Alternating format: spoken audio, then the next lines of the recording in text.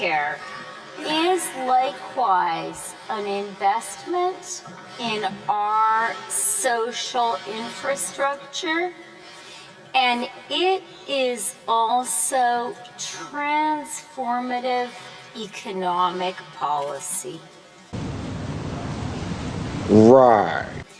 It gives children the best possible start in life and saves middle-class families thousands of dollars a year, while also supporting record women's employment. Wham! There you have it. I always thought the government was interested in destroying families. Women, you don't have to be a nurturing mother at home, teaching your child, taking joy in watching the first steps or going to school. You don't have to do that. There are people that'll do that for you, so you can return back to work really quick and become a productive member of society. I mean, I don't know, some of these wives who think they can stay home and cook and clean and look after the kids and pay the bills and all the stuff. Man, who the hell do they think they are? Perhaps put the kids in daycare and head off to real work. And thus helping to address the labor shortages which contributed to inflation.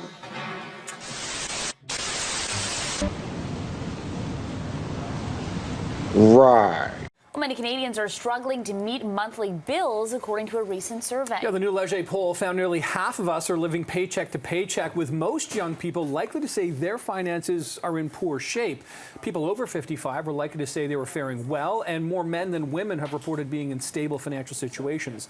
Job security also impacting those under 35 the most, with nearly half saying they were worried about losing their job in the next year. Good afternoon, ladies and gentlemen across our beautiful country of Canada, our friends around the world in the known and unknown universe. Welcome back to your favorite Angry Canadian on the 3rd day of December. I came back to you with a new video. Oh, sorry, I know I don't have a good voice, but I am happy. Maybe Christmas will bring me a big present. It's possible, not guaranteed, but it's possible that within 5 days I might be able to get back to my original JCV Dude YouTube channel, and that is exciting. But I know I won't be disappointed if it doesn't happen. I mean, I've gone through too many things like that in life. Sometimes you get your hopes up about something, you feel good about it, it's coming your way, and then in a split second it's gone. It's gone. That's, like I said, right now I have hope about getting my channel back, but I'm not going to put all eggs in one basket. You know who does that? Politicians seem to put all eggs in one basket because we know, man, there's nothing pisses me off as much as when I hear politicians saying, we know. If they know, why are things so effed up? Tell me somebody. Why is our economy so bad? Why are so many Canadians living paycheck to paycheck? And I'm focusing on Canada right now, but you could say the same thing about Australia, United Kingdom, Germany. Holy shit, they got a Viktor Orban, Hungarian's prime minister, said some stuff about Germany that I don't think they're going to like.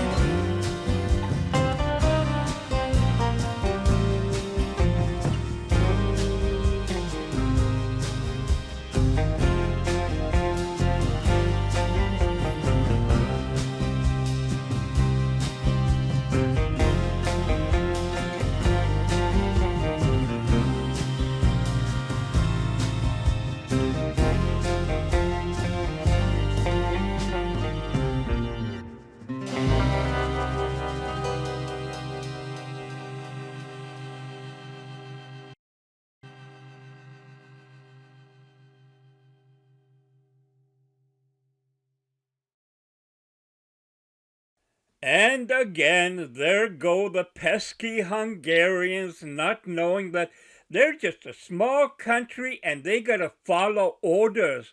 No, they go off on their own path. Imagine Viktor Orban thinking that his number one job as leader of Hungary is to look after Hungary and Hungarians, whether it's the population, whether it's the economy, even war. It's to look after Hungarians. He didn't rush headfirst into military support for Ukraine like other countries have, including Canada. Oh yeah, we're going to give Ukraine tanks and whatever they need, grenades, bullets, cannons, you name it. We're gonna help Ukraine have more people die. But Orban hasn't. Oh, I can just imagine the talk in Brussels where EU is located, going on about, oh, those pesky Hungarians. You know, they just don't know that they're supposed to follow orders from the big countries of Europe. They just got to follow the orders. I mean, man, that Orban, he's got some balls. He stands up. Do you think Trudeau's got balls, or have they been taken away now? Because I don't think Trudeau would stand up to anyone for Canada. Maybe he doesn't stand up. He bluffs like India and China. It's all bullshit. It's bullshit, and Canadian people by far buy into it. They think that if they vote Pierre Poilievre, you know, little Pipi Le Pew, that Canada's going to be on a road to salvation. Give me a friggin' break. You know, people have to grow up and realize we need real friggin' change. It's an unwavering support that we give unashamedly, because we know the pain that can be caused by occupiers. We still live with occupiers ourselves to date. We know what the people of Palestine are going through, because when they get removed in Gaza by force, to us it's not theory. We lived forced removals ourselves here in South Africa. We know what is torture. We've been tortured. Till today, we remain a traumatized nation. We support Palestine, and we make no apology about supporting Palestine. Our support for Palestine is not a calling for killing Jewish people. Hamas, that we said we are supporting, that will arm. It must know that the EFF is not in a struggle of killing Jewish people, of killing pregnant Jewish women and children. Do not involve the innocent in your fight. Always, as we fight Palestine, how do you bomb a hospital? How do you bomb a refugee camp? Well, it sounds to me like Africa has awoken, and they're not going to take any more guff from anyone, anywhere. But that's not new. It's been coming for a long time. And I came across, YouTube is amazing, really amazing. I came across videos of Nelson Mandela's big speeches. I think they should be part of school curriculum, not about Tommy. You won't be Tammy or Tommy. Are you a girl? Are you a boy? What are you? No, teach real stuff. One of the problems we are facing in the world today are people who do not look at problems objectively, but from the point of view of their own interests. That makes things difficult, because once a person is not objective, it is extremely difficult to reach an agreement. One of the best examples of this is to think that because Arafat is conducting a struggle against the state of Israel, that we must therefore condemn him. We can't do that. It is just not possible for any organization or individual of integrity to do anything of the sort. But that does not mean to say that the enemies of Israel are our enemies. We refuse to take that position. You can call it being political or a moral question, but for anybody who changes his principles depending on whom he is dealing, that is not a man who can lead a nation.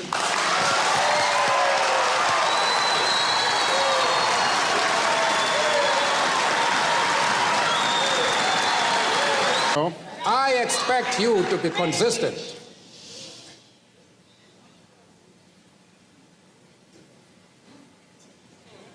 I don't know if I have paralyzed you. No.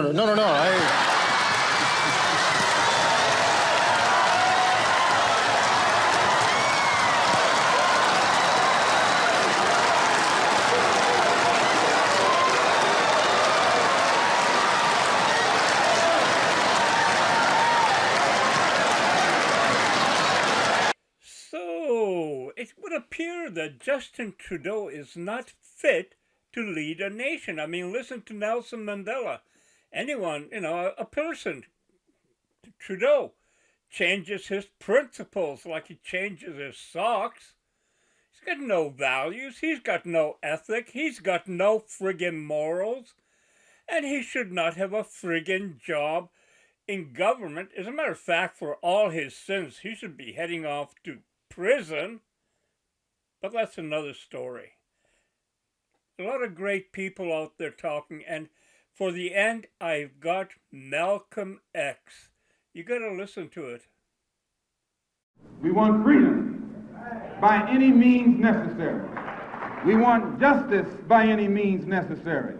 We want equality by any means necessary. We want it now, or we don't think anybody should have it. So whatever kind of action program can be devised to get us the things that are ours by right, then I'm for that kind of action no matter what the action is. I don't think when a man is being criminally treated that some criminal has the right to tell that man what tactics to use to get the criminal off his back. When a criminal starts misusing me, I am going to use whatever necessary to get that criminal off my back. And the injustice that has been inflicted upon Negroes in this country by Uncle Sam is criminal. Don't blame a cracker in Georgia for your injustices. The government is responsible for the injustices. The government can bring these injustices to halt. And what you and I have to let the man know is we are peaceful people. We are loving people. We love everybody who loves us. But we don't love anybody who doesn't love us.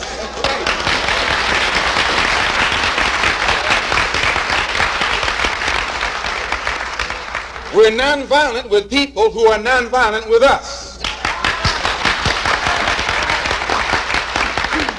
But we are not nonviolent with anyone who is violent with us.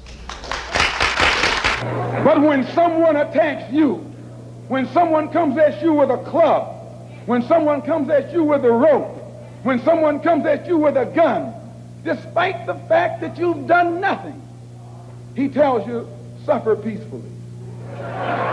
Pray for those who use you despitefully. Be long-suffering. And how long can you suffer after suffering for 400 years? The most disrespected person in America is the black woman. The most unprotected person in America is the black woman. The most neglected person in America is the black woman. And as Muslims, the Honorable Elijah Muhammad teaches us to respect our women and to protect our women. And the only time a Muslim really gets real violent is when someone goes to molest his woman. We will kill you for our woman. I'm making it plain, yes. We will kill you for our woman. We believe that if the white man will do whatever is necessary to see that his woman gets respect and protection, then you and I will never be recognized as men until we stand up like men and place the same penalty over the head of anyone who puts his filthy hands out to put in the direction of our women.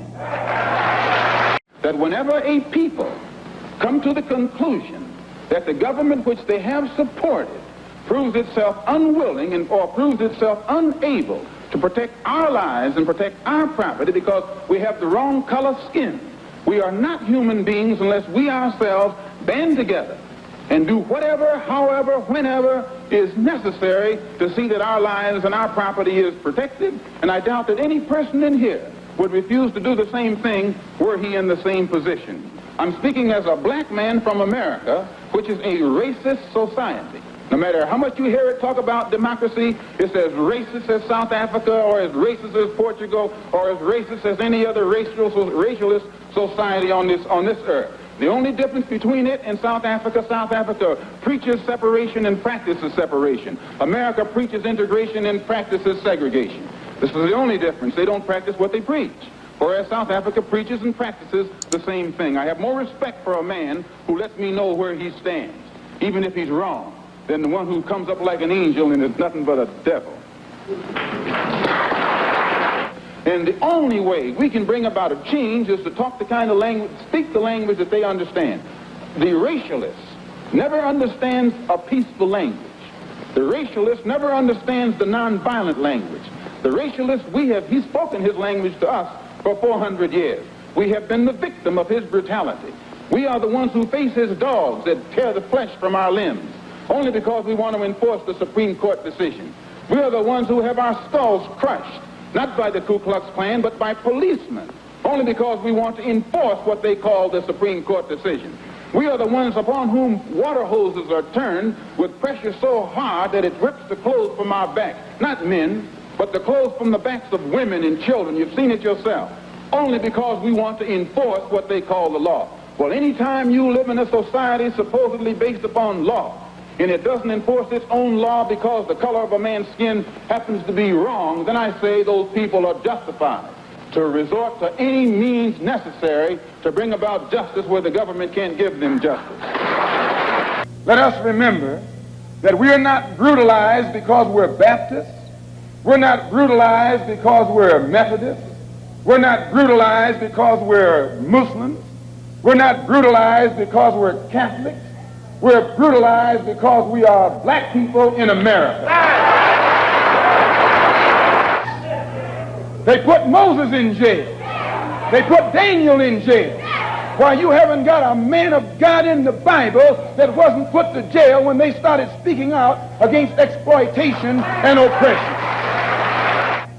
And once the white public is convinced that most of the Negro community is a criminal element, then this automatically paves the way for the police to move into the Negro community, exercising Gestapo tactics, stopping any black man who is on the sidewalk, whether he is guilty or whether he is innocent, whether he is well-dressed or whether he is poorly dressed, whether he is educated or whether he is dumb, whether he's a Christian or whether he's a Muslim. As long as he is black and a member of the Negro community, the white public thinks that the white policeman is justified in going in there and trampling on that man's civil rights and on that man's human rights. Who taught you to hate the texture of your hair? Who taught you to hate the color of your skin to such extent that you bleach to get like the white man? Who taught you to hate the shape of your nose and the shape of your lips? Who taught you to hate yourself from the top of your head to the soles of your feet? Who taught you to hate your own kind? Who taught you to hate the race that you belong to? So much so that you don't want to be around each other. No, before you come asking Mr. Muhammad, does he teach hate, you should ask yourself who taught you to hate being what God gave you. And I, for one, as a Muslim, believe that the white man is intelligent enough. If he were made to realize how black people really feel and how fed up we are without that old compromise and sweet talk. Stop sweet talking. Tell him how you feel. Tell him what kind of hell you've been catching, and let him know that if he's not ready to clean his house up, if he's not ready to clean his house up, he shouldn't have a house. It should catch on fire and burn down. We declare our right on this earth to be a man, to be a human being, to be respected as a human being, to be given the rights of a human being in this society, on this earth, in this day, which we intend to bring into existence by any means necessary.